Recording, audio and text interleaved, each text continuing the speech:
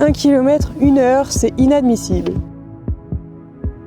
Ce n'est pas prendre des risques que de se balader plusieurs heures dans la nature, bien au contraire, c'est prendre soin de sa santé.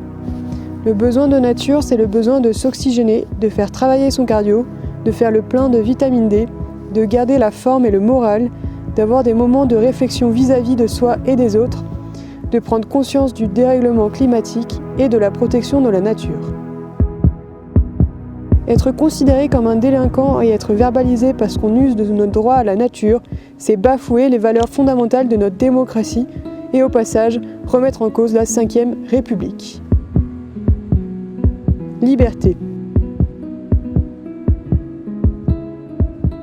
Liberté. De quel droit mettez-vous des oiseaux dans des cages? De quel droit ôtez-vous ces chanteurs au bocage, aux sources, à l'aurore, à la ruée, au vent?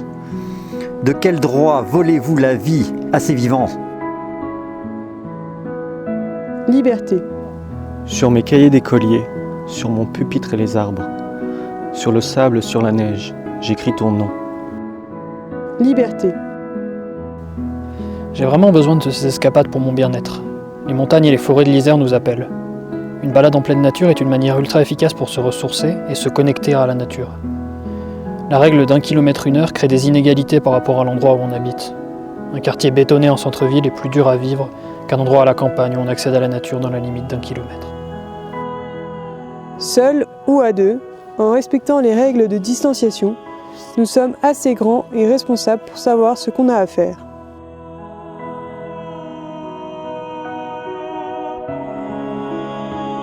Liberté. Sur les champs, sur l'horizon, sur les ailes des oiseaux et sur le moulin des ombres, j'écris ton nom.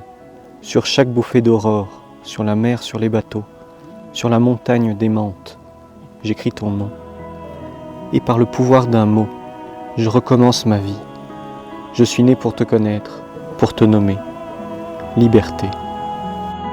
Je suis consciente de la crise sanitaire que nous vivons tous. Je suis plutôt une fille raisonnable et consciente. Je fais partie des personnes privilégiées qui ont un accès à la forêt afin d'y tourner en rond, pour y trouver un peu d'apaisement, de contemplation, ou une énième petite bosse en guise de sommet de mon heure de sortie. Alors de quoi je me plains finalement?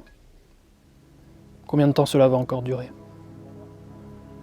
Lorsque l'on n'est pas confiné, je rêve, je prévois, je projette. Des randos, des sommets, des sorties, des possibles, de l'oxygène. Je lève la tête et je dis, tiens, j'irai bien là-haut. Quel chemin emprunter? La montagne a été pour moi le meilleur et le plus puissant anxiolytique que j'ai trouvé à ma dépression il y a de cela 10 années passées. Si la montagne peut tuer, elle peut aussi sauver une vie. Et elle a clairement sauvé la mienne, grâce à l'émerveillement, la ressource qu'elle procure, la base de confiance qu'elle apporte, la vision élargie qu'elle ouvre grâce à son horizon, la joie sans cesse renouvelée à chaque nouveau pas, la liberté jamais autant éprouvée qu'au sommet. Celle-ci a changé ma vie. Quant au risque d'encombrer les urgences, on sait qu'il est bien moindre que dans sa cuisine, ses escaliers ou encore à bricoler dans sa cave ou son jardin.